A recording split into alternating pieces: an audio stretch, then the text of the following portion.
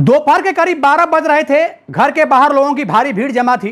Police की siren बजाती गाड़ियां खड़ी थी। एक साधारण से घर के अंदर का माहौल किसी कुरुक्षेत्र से कम नहीं था।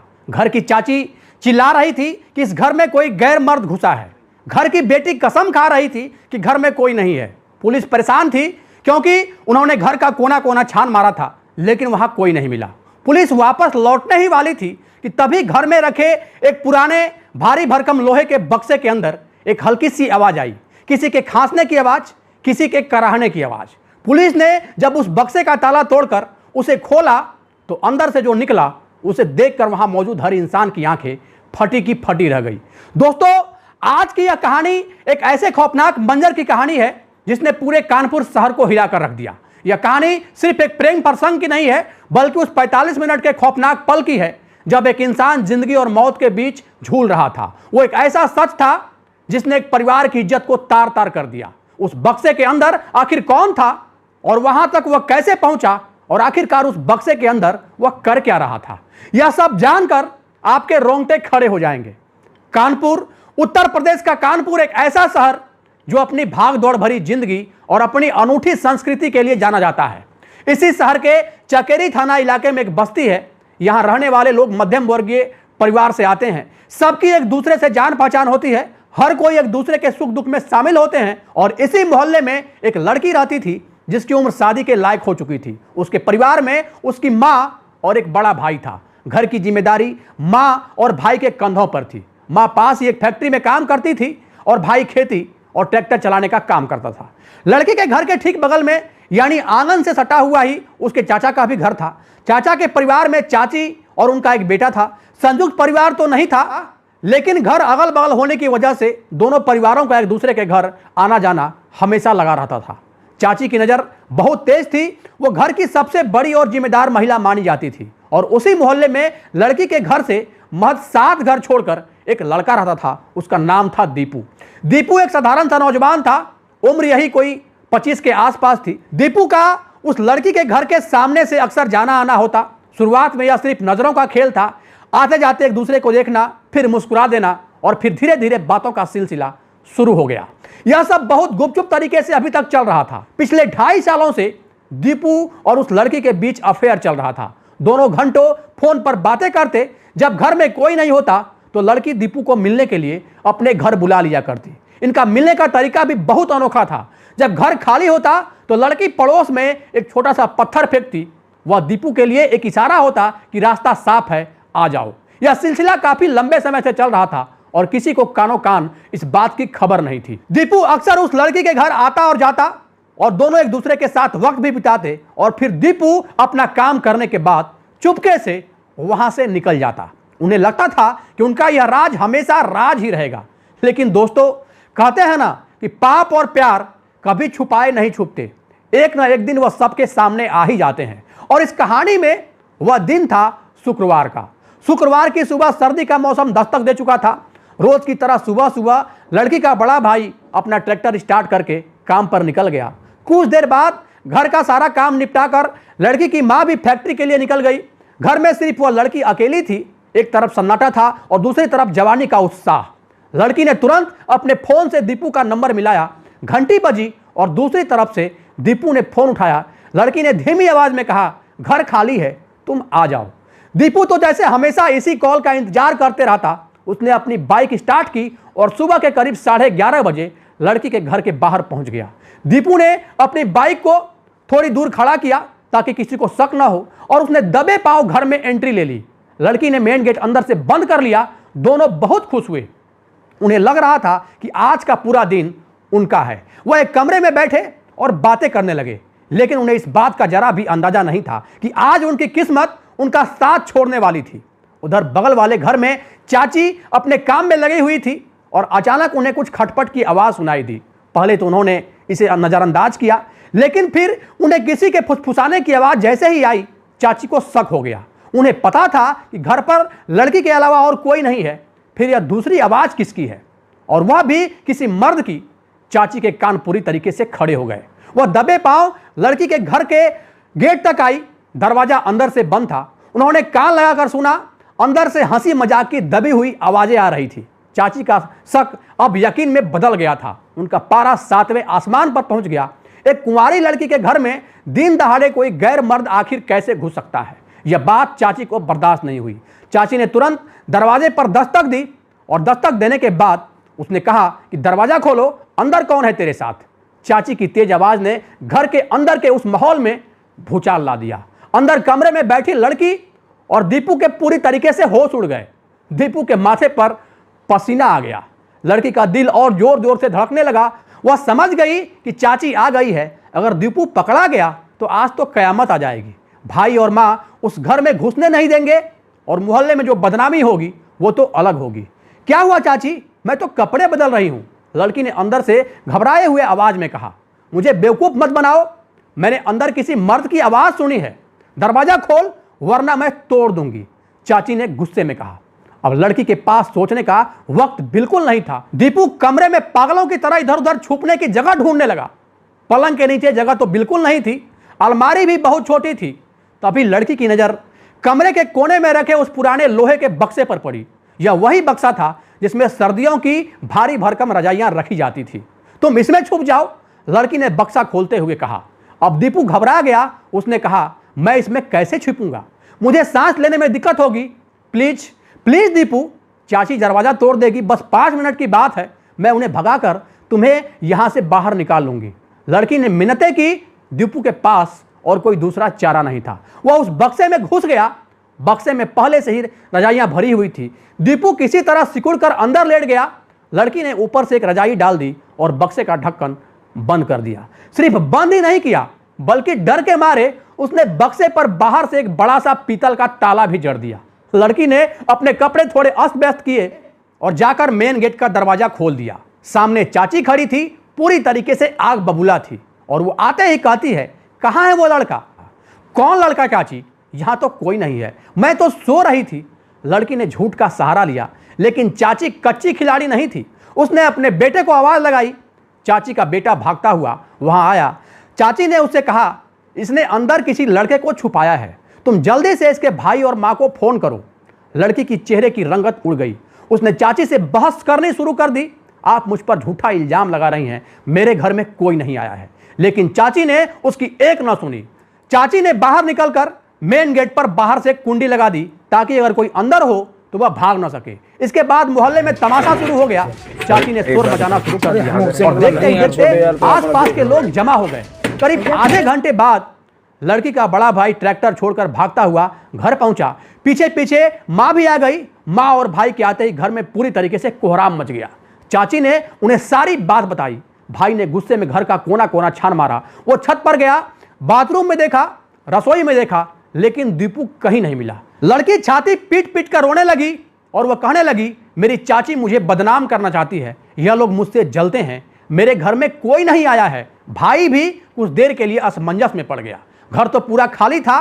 चाची को शक हुआ कि कहीं लड़का भाग तो नहीं गया, लेकिन चाची को अपनी आंखों और कानों पर पूरा भरोसा था। उसने तुरंत 112 नंबर डायल किया और पुलिस को इस बात की सूचना दे दी।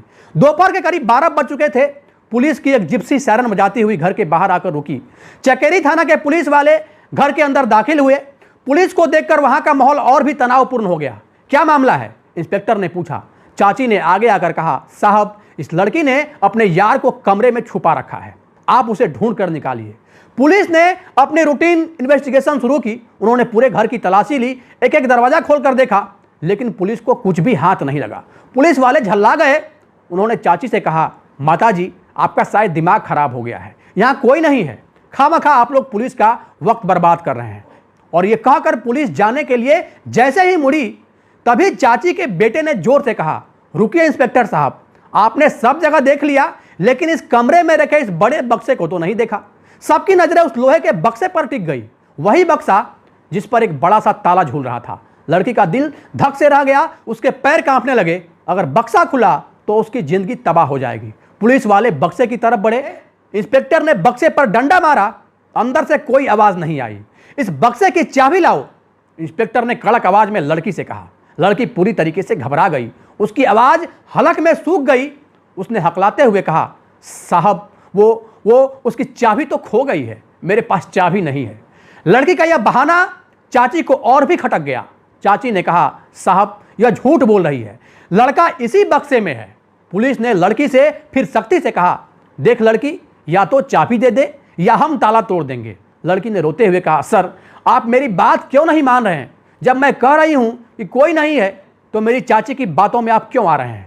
पुलिस भी कसम में थी, बिना पुख्ता सबूत के ताला तोड़ना ठीक नहीं था। लेकिन तभी चाची के बेटे ने कहा, साहब आप ताला तोड़ दो, अगर नुकसान होगा तो मैं नया ताला ला दूंगा, मुझे यकीन है कि वह लड़का इसी में है। उधर बक्से के अंदर दीपू की हालत खराब हो रही थी। करीब 45 मिनट बीत चुके थे। लोहे का बक्सा पूरी तरह से एयर टाइट था, ऊपर से भारी रजाइयां, दीपू को सांस लेने में दिक्कत होने लगी थी। उसे घुटन महसूस हो रही थी, पसीने से उसके कपड़े भीग चुके थे। बाहर चल रहे सारे तमाशे की आवाज उसे आ रही थी। उसे पता था कि बाहर पुलिस खड़ी है, अगर वह हिलता तो आवाज होती और वह पकड़ा जाता, अगर वह नहीं हिलता तो दम घुटने से उसकी जान जा सकती थी। बदनामी और खौफ के बीच झूलता दीपू अब बेहोशी की हालत में पहुंचने वाला था। बाहर कमरे में पुलिस ने एक हथौड़ा मंगाया। इंस्पेक्टर ने हथौड़ा उठाया और ताले पर एक जोरदार प्रहार किया। खटाक, ताला नहीं टूटा, लेकिन बक्से के अंदर दीपू कांप उठा। दूसरा प्रहार, फिर से खटाक, ताले का एक हिस्सा मुड़ गया। लड़की समझ गई कि अब बचने का कोई रास्ता नहीं है। अगर पुलिस ने ताला तोड़ा तो बात और बिगड़ जाएगी। उसे यह डर था कि कहीं दीपू अंदर बेहोश न हो गया हो। सर रुकिए, लड़की जोर से चिल्लाई, मैं चाबी लाती हूं। पूरे कमरे में सन्नाटा छा गया। चाची के चेहरे पर एक विजय मुस्कान आ गई। लड़की के भाई और मां का सर शर्म से झुक गया। लड़की अपने कपड़ों की जेब से चाबी निकाल कर लाई। उसके हाथ कांप रहे थे। उसने धीरे से ताले में चाबी लगाई, क्लिक करके ताला खुल गया। पुलिस ने ताले को नीचे रखा। अब वक्त था उस सच के बाहर आने का, जिसके लिए पिछले 1 घंटे से यह सारा ड्रामा चल रहा था। इंस्पेक्टर ने बक्से का ढक्कन उठाया। बक्से के अंदर ऊपर तक सर्दी वाली रजाइयां भरी हुई थी। कुछ नजर नहीं आ रहा था। इसमें तो रजाई है, एक पुलिस वाले ने कहा। लेकिन तभी इंस्पेक्टर ने सबसे ऊपर वाली लाल रंग की रजाई हटाई और जैसे ही रजाई हटी, कमरे में मौजूद हर इंसान की सांसें थम गई। रजाई के नीचे एक लड़का सिकुड़ा हुआ लेट रहा था। उसके बाल बिखरे हुए थे, चेहरा पसीने से लथपथ था और वह बुरी तरह से हाँप रहा था। वही दीपू था। 45 मिनट की अब तक की घुटन उसके चेहरे पर साफ नजर आ रही थी। वो मौत के मुंह से वापस लौट चुका था। जैसे ही दीपू बाहर आया, घर में कोहराम मच गया। चाची जोर जोर से चिल्लाने लगी, देख लिया साहब, देख लिया इस बेशर्म का कारनामा, मेरे घर की इज्जत मिट्टी में मिला दी। लड़की का बड़ा भाई आग बबूला हो गया। उसने पास पड़ा एक डंडा उठाया और गुस्से में दीपू की तरफ दौड़ा। धोखेबाज, तेरी हिम्मत कैसे हुई मेरी बहन के कमरे में घुसने की? भीड़ का गुस्सा दीपू पर फूट पड़ा। वहां अफरा तफरी का माहौल हो गया। लोग उस पर हावी होने लगे। दीपू हाथ जोड़कर माफी मांगने लगा, मुझे माफ कर दो, मुझसे गलती हो गई। लेकिन पुलिस वहां मौजूद थी। पुलिस वालों ने तुरंत बीच बचाव किया और दीपू को अपने घेरे में ले लिया। अगर उस वक्त पुलिस वहां नहीं होती तो शायद भीड़ के गुस्से का अंजाम बहुत बुरा होता। लड़की की मां का रो रो कर बुरा हाल था। उन्हें यकीन नहीं हो रहा था कि उनकी बेटी ने उसके पीठ पीछे यह सब किया है। चाची लगातार पुलिस पर दबाव बना रही थी, साहब इन दोनों को जेल में डालो। इन दोनों ने हमारा मुंह समाज में दिखाने लायक नहीं छोड़ा। पुलिस ने माहौल को बिगड़ते देख तुरंत दीपू और लड़की को अपने गाड़ी में बिठाया और वहां से लेकर थाने की ओर बढ़ गए। मोहल्ले वालों ने वीडियो बनाने शुरू कर दिए और देखते ही देखते यह वीडियो पूरे कानपुर के सोशल मीडिया ग्रुप पर वायरल हो गया। पुलिस दोनों को लेकर चकरी थाने की पुलिस चौकी पर आ गई। थाने में एसपी अभिषेक पांडे भी पहुंच गए। जब दोनों से पूछताछ की गई तो सारा सच सामने आ गया।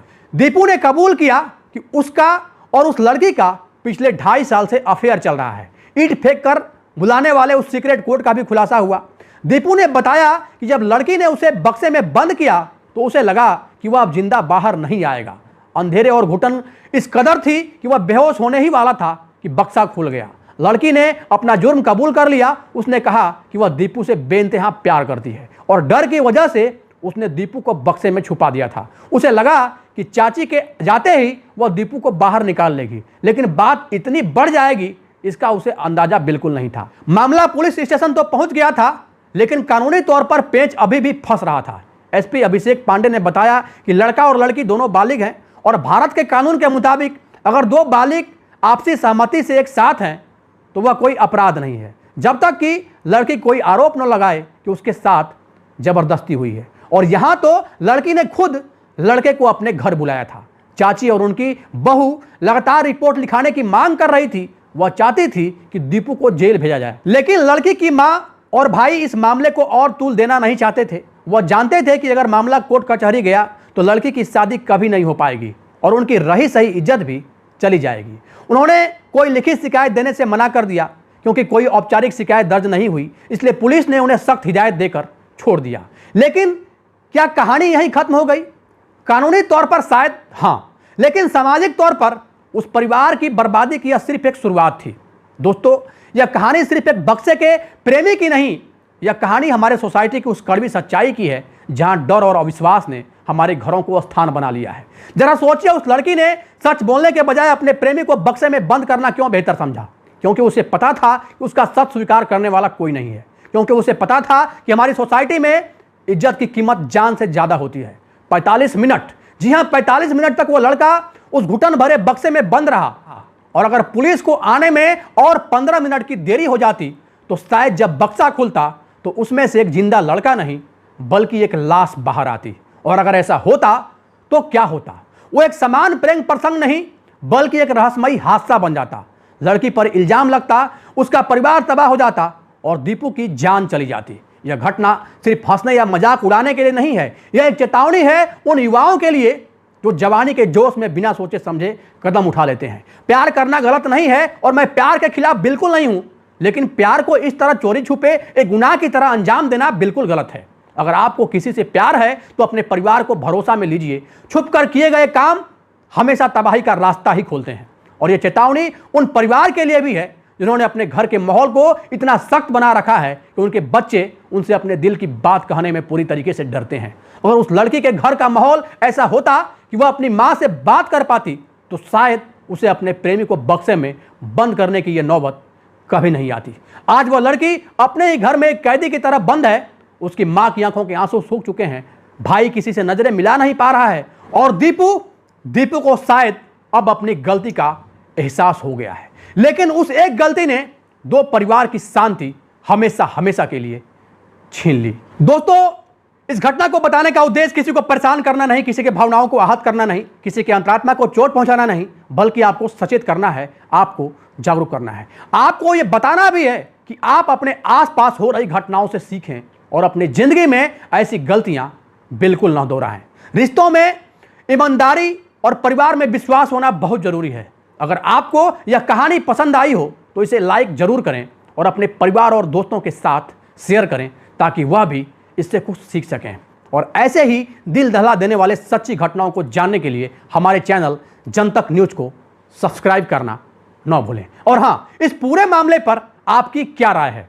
क्या गलती सिर्फ उस लड़के की थी या उस लड़की की या फिर हमारे समाज के उस सोच की?